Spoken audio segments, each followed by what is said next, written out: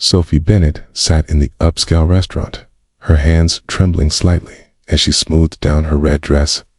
At 26, she'd learned to navigate a hearing world with grace and determination. But moments like this still made her nervous.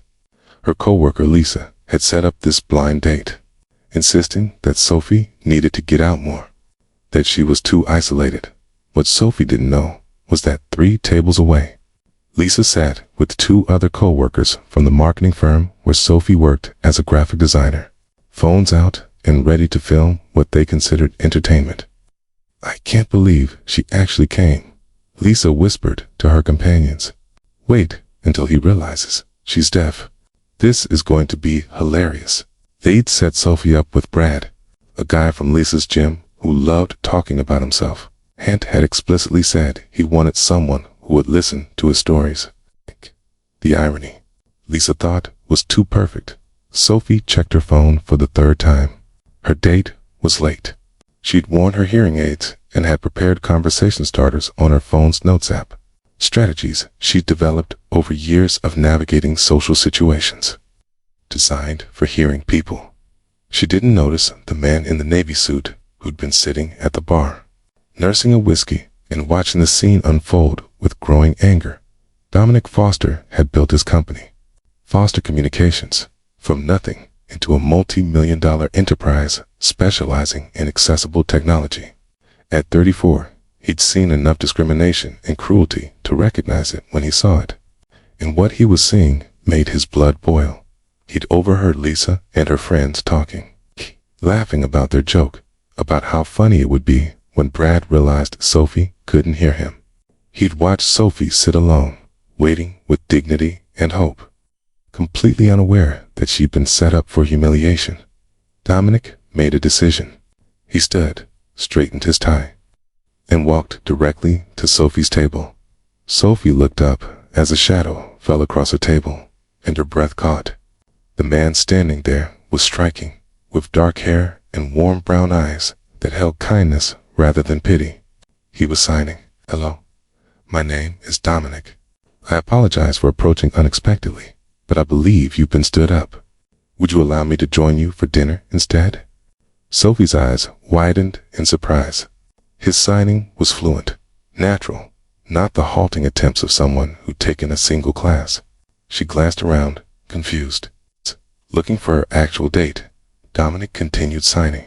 "The person who was supposed to meet you isn't coming, and the people who arranged this weren't acting with good intentions. Well, I am. I'd very much like to have dinner with you, if you're comfortable with that." Sophie studied his face, trying to understand. She signed back, "I don't understand. Who are you?" "Someone who recognizes cruelty when he sees it, and who would much rather spend his evening with someone genuine than continue drinking alone at the bar," Dominic signed. "But only if you want company. If you'd rather leave, I'd be happy to ensure you get home safely and send the bill for your wasted time to the people responsible for this situation." Sophie's mind was racing. Something had gone wrong with her date. That much was clear. But this stranger, this kind-eyed man who could sign fluently, was offering her a choice, not making assumptions about what she needed. She made a decision. "Stay, please." Dominic smiled and sat down across from her. At the table, 3 rows back, Lisa and her friends had gone silent, their phones lowered, confusion replacing their anticipatory glee. "Who is that?" one of them hissed. "That's not Brad." Over dinner, Dominic and Sophie discovered an easy rapport. He told her about growing up with deaf parents, how ASL had been his first language, how his mother had inspired him to build a company focused on making technology more accessible for the deaf and hard-of-hearing community. "My mom always said that the world wasn't built for deaf people, so deaf people had to build their own world," Dominic sighed. "But I wanted to help build bridges instead. Technology that works for everyone, that doesn't force deaf people to adapt to a hearing world, but creates spaces where everyone can communicate." Sophie signed back, her hands moving with growing confidence. "I work in graphic design, but I've always felt limited. My company doesn't understand accessibility. They treat it like an afterthought, a checkbox to mark, rather than a fundamental consideration. Then you're working for the wrong company, Dominic signed. Good design is accessible design. If it doesn't work for everyone, it's not really good. Oh, they talked for 2 hours. The conversation flowing naturally between signing and writing notes on napkins when they needed to share something complex. Sophie felt something she rarely experienced. The freedom to be completely herself, without the constant work of translation and adaptation that usually came with interacting in hearing spaces. She'd forgotten all about her original date, about Lisa and the setup. Lost in the genuine connection she was forming with this unexpected stranger. But Dominic hadn't forgotten. When the check came, he excused himself for a moment and walked over to Lisa's table. Sophie watched, confused, as he spoke to her coworkers. She couldn't read his lips from this distance, but she could see the color draining from their faces. Dominic returned to the table, and sighed. I've taken care of something. Are you ready to leave? As they walked out together, Lisa rushed over, her face pale. She started speaking rapidly, and Dominic interpreted for Sophie. She's apologizing. She says it was just a joke, that they didn't mean any harm. Dominic's signs were sharp, angry. She's saying she hopes you're not upset. Sophie looked at Lisa, really looked at her, and saw what she'd been too kind to see before. The casual cruelty, the thoughtlessness, the way Lisa had smiled to her face while setting her up for humiliation. Sophie sighed, and Dominic voiced for her, a joke is only funny if everyone's laughing. You set me up to be humiliated because you thought my deafness made me less deserving of respect. That's not a joke, Lisa. That's bullying. And I'm done pretending people like you are my friends. She turned to Dominic. Can we leave now? Absolutely, he sighed in his car, a luxury sedan that surprised Sophie with its normalcy. She finally asked, what did you say to them back there? At their table. Dominic looked uncomfortable. I told them I was CEO of Foster Communications, that I'd overheard their entire plan and found it reprehensible, and that if any of them ever worked in tech or marketing in this city again, they'd find their applications mysteriously rejected, because I'd personally make sure every company I had connections with knew exactly what kind of people they were. Sophie's eyes went wide. Foster Communications, the accessibility tech company. You're that Dominic Foster. Guilty, he sighed with a small smile. I probably shouldn't have threatened him like that. It was unprofessional. But watching them set you up, laughing about it, I couldn't just sit there. Why did you help me? Sophie asked. He didn't know me. Dominic was quiet for a moment, his hands still on the steering wheel. Then he turned to face her and sighed. My mother spent her whole life being underestimated, dismissed, treated like she was less intelligent or less capable because she was deaf. She was brilliant, funny, fierce, and most hearing people never bothered to learn enough ASL to discover that. She died 3 years ago. And I made a promise at her funeral that I'd never stand by and watch someone be diminished because of their deafness. Not if I could do something about it. Sophie felt tears spring to her eyes. I'm sorry about your mother. She sounds amazing. She would have liked you, Dominic sighed. She always said deaf people had to be twice as good to be seen as half as worthy, and that the ones who succeeded despite that were the strongest people she knew.